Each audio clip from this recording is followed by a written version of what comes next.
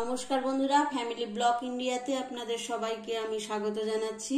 আজকে আবার আপনাদের কাছে আমি চলে এসেছি। আজকে আমি বানাবো ভোলা মাছের তরকারি। ভোলা মাছ দিয়ে আলু দিয়ে আমি একটা ঝালের তরকারি রান্না করব। তার জন্য এখানে আমি 6টা ভোলা মাছ নিয়ে নিয়েছি, 6 পিস। এই ভোলা মাছগুলোকে আমি লবণ হলুদ মাখাবো।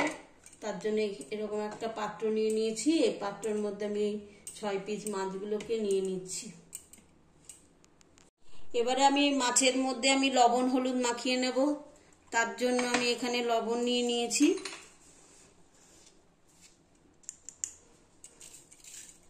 এখানে সামান্য পরিমাণে আমি লবণ দেব।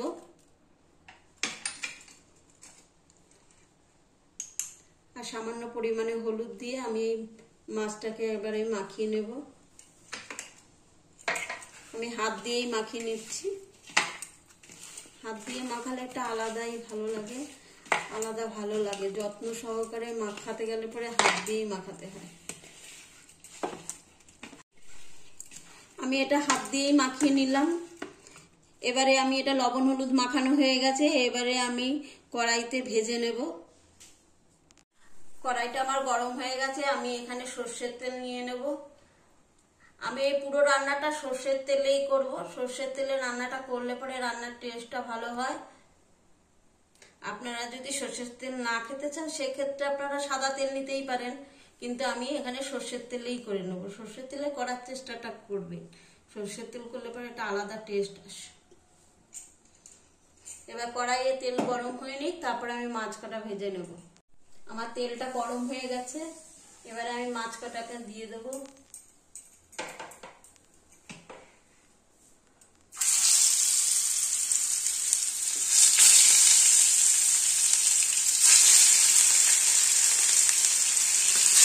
একবারে আমি 6 পিস মাছই ভেজে দেবো। কড়াইটা যেহেতু ভেজে গেছে তাহলে একবারে ভেজে নেবো সব মাছ।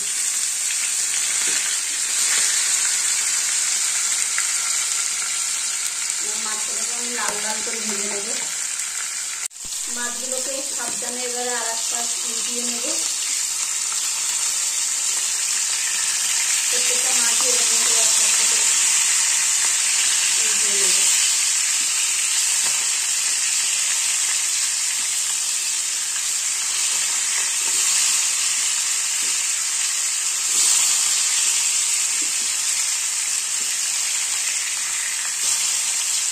এবারে ওই পাটটাও আমি লাল করে ভেজে নেব। এদিকে আমার মাছটা ভাজা হতে থাকুক, ততক্ষণে আমি পেস্ট করে নেব।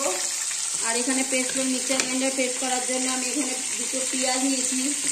একটা পেঁয়াজ দেবো আর একটা পেঁয়াজ রেখে দেবো। মানে পেঁয়াজ কুচি দিয়ে দিলাম। একটা পেঁয়াজ মিডিয়াম সাইজ মতো পেঁয়াজ আমি 2টো কেটে নিয়েছি, তার মধ্যে একটা দিয়ে দিয়েছি। এখন সামান্য পরিমাণে আমি রসুন দেব আর সামান্য আদা দেব।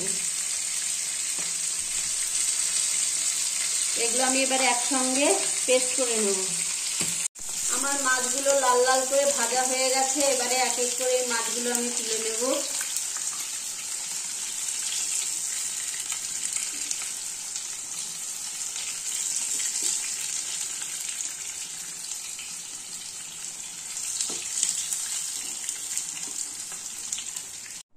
আমার মাছগুলো এবার ভাজা হয়ে গেছে। এই মাছগুলো এবার সাইডে আমি রেখে দেব। এবারে ওই মাছ ভাজার তেলেই আমি এখানে 2টো তেজপাতা দিয়ে দেব। এই সময় কড়াইয়ে গ্যাসের ফ্লেমটা আপনারা লো করে রাখবেন। আর কিছুটা পরিমাণে আমি একটু জিরে দিয়ে দিলাম ফোড়নে।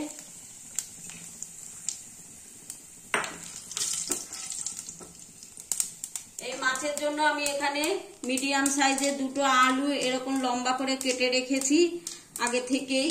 এই আলু 2টো আমি দিয়ে দেবো এখানে।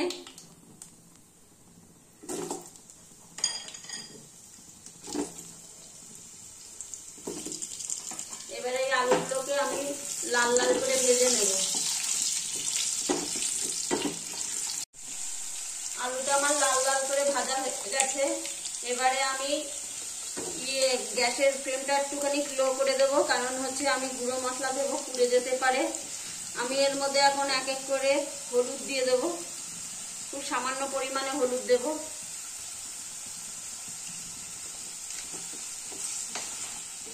মশলাগুলো না পুড়ে যেতে পারে, তাই জন্য এই সময়টা আপনারা গ্যাসটাকে লো করে রাখবেন।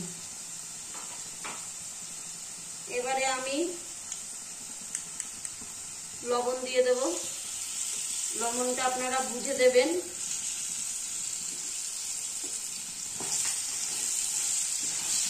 এবারে দিয়ে একটুখানি আলু একটু ভেজে নেবো। এটা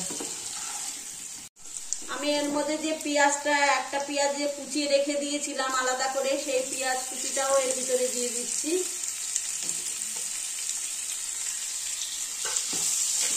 দিয়ে একটু সামান্য নাড়িয়ে নেব। আর এর মধ্যে আমি এই একটা টমেটো, ছোট সাইজের টমেটো কুচি করে রেখে দিয়েছিলাম, সেটাও দিয়ে দেবো এর মধ্যে।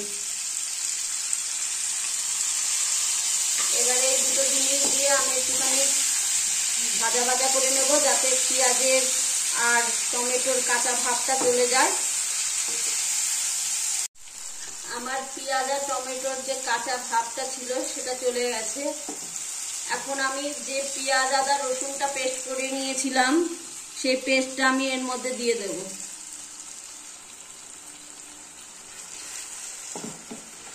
আর এই মশলার যে মিক্সচার গ্রাইন্ডারে আমি পেস্ট করেছিলাম, তার মধ্যে একটু সামান্য জল মিশিয়ে সেই জলটাও দিয়ে দেবো, মশলা ধোয়া জলটা। মশলা ধোয়া জলটা আপনারা অতি অবশ্যই দেবেন, তাহলে ভালো লাগে, টেস্ট হবে।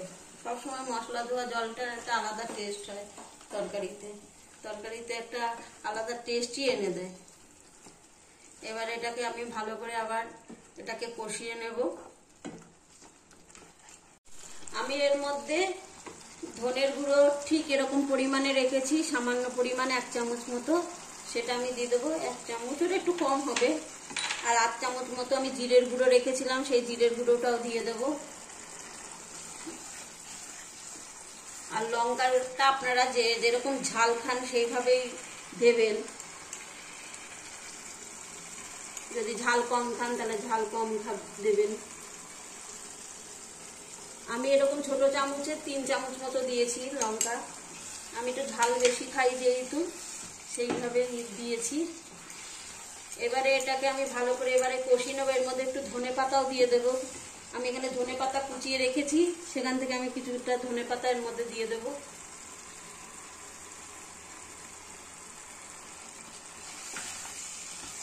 দিয়ে এবার ভালো করে এটাকে কষাবো। আর আমি যখন কষাবো সেটা আমি এটা ঢেকে দিয়ে, কড়াইটা ঢেকে ঢেকে কষাবো। মাঝে মাঝে নাড়িয়ে দেবেন, ঢাকনা খুলে নেড়ে আবার ঢাকনাটা দিয়ে দেবেন। আমার তরকারিটা দিয়ে তেল ছেড়ে দিয়েছে, তার মানে আমার মশলা কষাটা হয়ে গেছে। এবারে আমি এর মধ্যে জল দিয়ে দেবো। যেহেতু অর্ধেক আলু সেদ্ধ হয়ে গেছে, তাই জন্য জলের পরিমাণটা একটু কম দেব।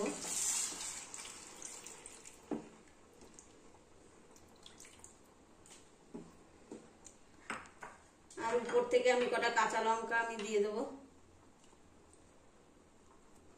কাঁচা লঙ্কার গন্ধটা একটা আলাদা ভালো লাগে। আর আপনারা যদি চান এখানে সামান্য চিনি দিতে পারেন, চিনি দিলে তরকারিতে একটা আলাদা একটু ইয়ে হবে, সামান্য পরিমাণে দেবেন। আর যদি মনে করেন যে দেবেন না, তাহলে দেবেন না। আমি এখানে একটু সামান্য পরিমাণে চিনি দেব, একদম অল্প পরিমাণে দেব, বেশি দেব না। আপনারা যদি মনে করেন যে খাবো না চিনি, তাহলে না দিলেও পারেন, কোনো অসুবিধা নেই। কারণ এখন অনেকেই চিনি খায় না, সেই বুঝে আপনারা দেবেন না। কিন্তু চিনি দিলে পরে তরকারিতে একটা আলাদা স্বাদ আসে। এবারে এটা একটু জাল হতে দেব, তারপরে আমি মাছগুলো দিয়ে দেবো। এটা ঢেকে রাখলাম আমি। দেখি আমার মাছের ঝোলটা কেমন হয়েছে। দেখুন খুব সুন্দর জাল উঠেছে, কালারটাও সুন্দর লাগছে, তেলও ছেড়ে দিয়েছে। আমি এবারে যে মাছগুলো ভেজে রেখেছিলাম, সেই মাছগুলো এবারে এক এক করে দিয়ে দেবো।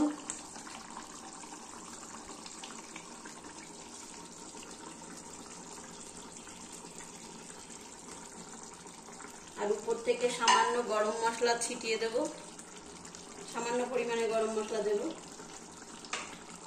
আর কিছুটা ধনে পাতা কুচি দিয়ে দেব।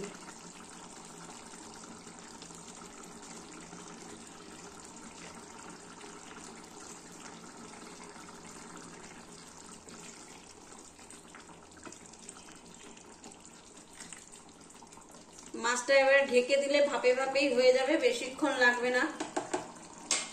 আমি 2 থেকে 3 মিনিট জাল দেবো ঢেকে। আমার 2 মিনিট হয়ে গেছে, দেখুন উপর থেকে কি সুন্দর তেল ভেসেছে। তরকারিটাও হয়ে গেছে, এবারে এটাকে আমি নামিয়ে নেব। তার আগে আমি একটু টেস্ট করে দেখবো এটা কেমন হয়েছে, লবণটা পারফেক্ট হয়েছে নাকি একটু দেখবার জন্য সামান্য ইয়ে করে নেব। যদি লবণ কম হয় তাহলে আবার দেবো। আমার এটা সুন্দর হয়েছে, একদম লবণ টবণ ঠিক আছে, আর লবণ টবণ দিতে লাগবে না। এবারে এটাকে আমি নামিয়ে নেব, গ্যাসটাকে অফ করে নেব।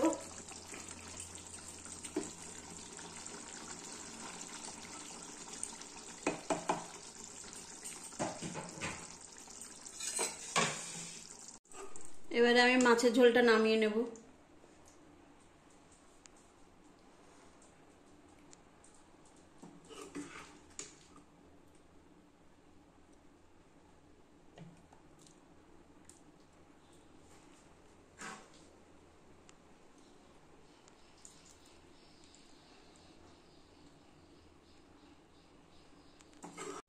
তাহলে বন্ধুরা, আমার মাছের ঝোলটা হয়ে গেছে। আপনারা এরকম ভাবেই বাড়িতে সহজভাবেই বানিয়ে ফেলবেন। খুব অল্প উপকরণে খুব তাড়াতাড়ি ঝটপট তৈরি হয়ে যায় এবং খেতেও খুব ভালো লাগে।